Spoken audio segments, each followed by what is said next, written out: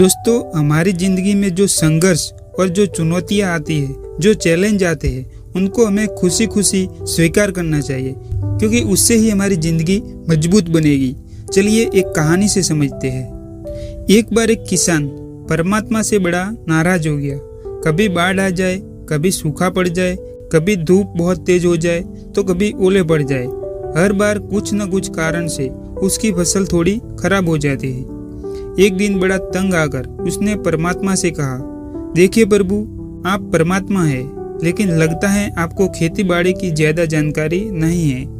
एक प्रार्थना है कि एक साल मुझे मौका दीजिए, जैसा मैं चाहूँ वैसा मौसम हो, फिर आप देखना मैं कैसे अन्न के भंडार भर दूंगा।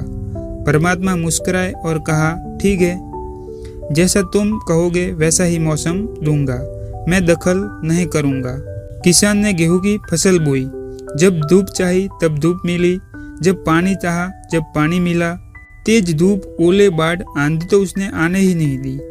समय के साथ फसल बढ़ी और किसान की खुशी भी, क्योंकि ऐसी फसल तो आज तक नहीं हुई थी। किसान ने मन ही मन सोचा, अब पता चलेगा परमात्मा को कि फसल को कैसे उगाते हैं। बेकार ही इतने बरस हम किसानों को परेशान करते रहे।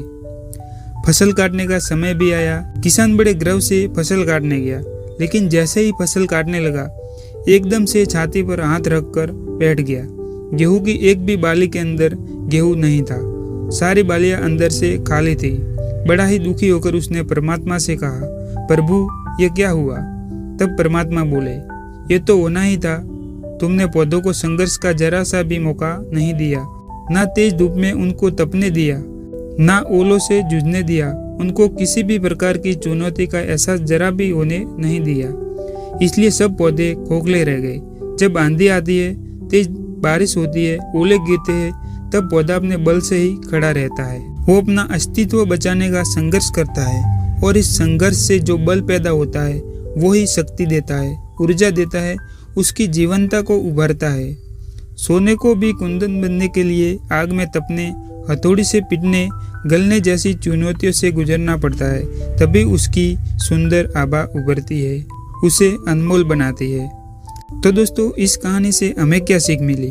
तो सुनिए, जिंदगी में अगर संघर्ष ना हो, चुनौती ही ना हो, तो आदमी खोखला ही रह जाता है, उसके अंदर कोई गुण नहीं आ पाता।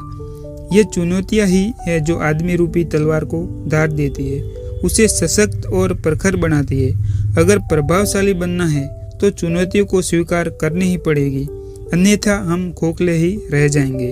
अगर जिंदगी में प्रखर बनना है, प्रभावशाली बनना है, तो संघर्ष और चुनौतियों का सामना तो करना ही पड़ेगा। दोस्तों, कहानी कैसी लगी कमेंट करके जरूर बताना। मिलते हैं नेक्स्ट वीडियो में, तब तक के लिए बाय।